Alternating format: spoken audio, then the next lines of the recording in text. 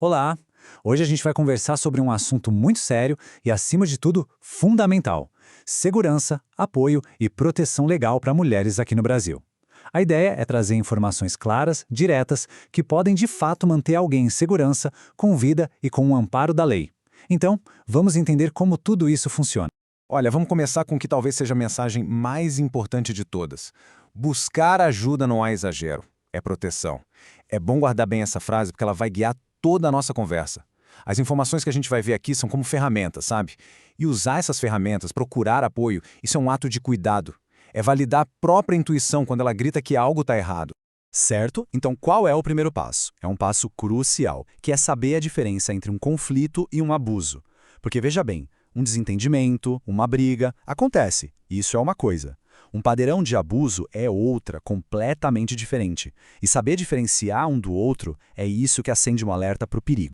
Essa tabela aqui ajuda a gente a visualizar isso muito bem. Pensa assim, em 3 cenários. De um lado, tem o conflito saudável. Sabe, acontecem discussões, mas existe respeito.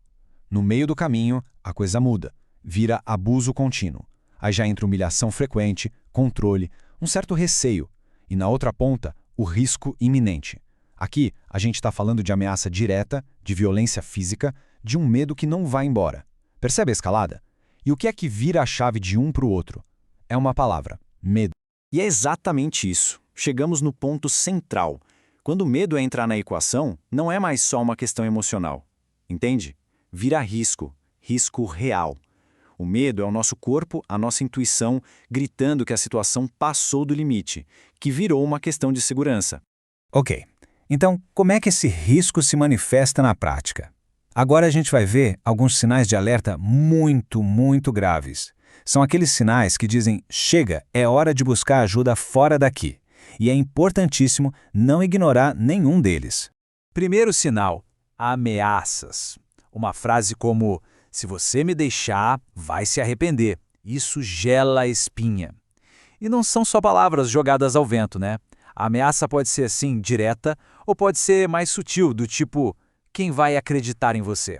Não importa. É uma tática de controle, de paralisar pelo medo. E é um sinal claríssimo de que a violência pode escalar. Outro sinal gravíssimo: violência física. E aqui é muito importante entender uma coisa: qualquer nível importa. Não precisa ser um espancamento, um empurrão, um beliscão, um aperto mais forte no braço. Isso já é violência. A agressão física quase sempre começa pequena e vai escalando. E para a lei, não tem essa de foi ser um tapinha. Qualquer ato contra o corpo é violência. Ponto. Agora, o controle extremo. Sabe, palpites que viram ordens sobre a roupa que se veste, controle do dinheiro, do celular, das amizades. Isso não é cuidado, é abuso. A estratégia aqui é muito clara: é isolar a pessoa. É cortar os laços com amigos, com a família, para que ela fique cada vez mais dependente e sem forças para sair daquela situação. E tem também a perseguição, o famoso stalking.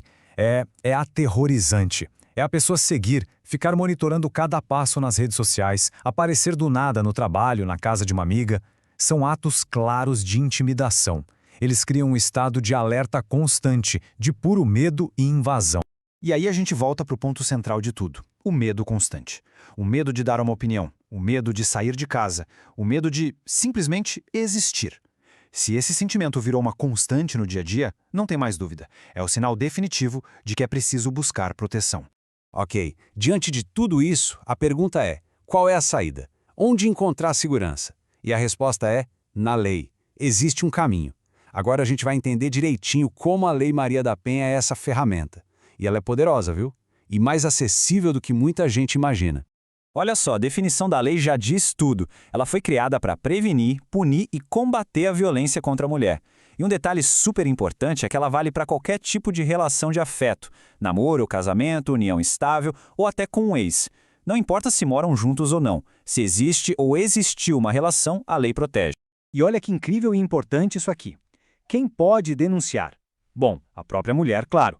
Mas não só ela. Qualquer pessoa pode. Um vizinho que ouve uma briga, uma amiga que percebe os sinais, um familiar. Qualquer um pode ajudar a iniciar o processo de proteção. E mais, para dar o primeiro passo, ir na delegacia, não precisa de advogado. Isso quebra uma barreira gigante, né? Facilita muito o acesso à ajuda. Uma das coisas mais revolucionárias da Lei Maria da Penha foi mostrar que violência não é só tapa, não é só soco. Ela vai muito, mas muito além do físico. Vamos ver agora os 5 tipos de violência que a lei reconhece. E entender isso é fundamental para a gente poder identificar o abuso. Então vamos lá. A lei protege contra todas elas. A violência física, que é qualquer agressão no corpo. A psicológica, que são as humilhações, as ameaças, a manipulação. A sexual, que é forçar qualquer ato sexual sem consentimento. A patrimonial, que é quando o agressor controla o dinheiro, rasga documentos, quebra objetos. E a moral, que é espalhar mentiras, difamar, atacar a reputação. É por isso que é tão importante saber. A violência muitas vezes não deixa marca na pele, mas deixa cicatrizes profundas. Beleza, agora que a gente já sabe o que é violência, vamos para a parte que realmente empodera. Os direitos. Conhecer os direitos transforma informação em poder de ação.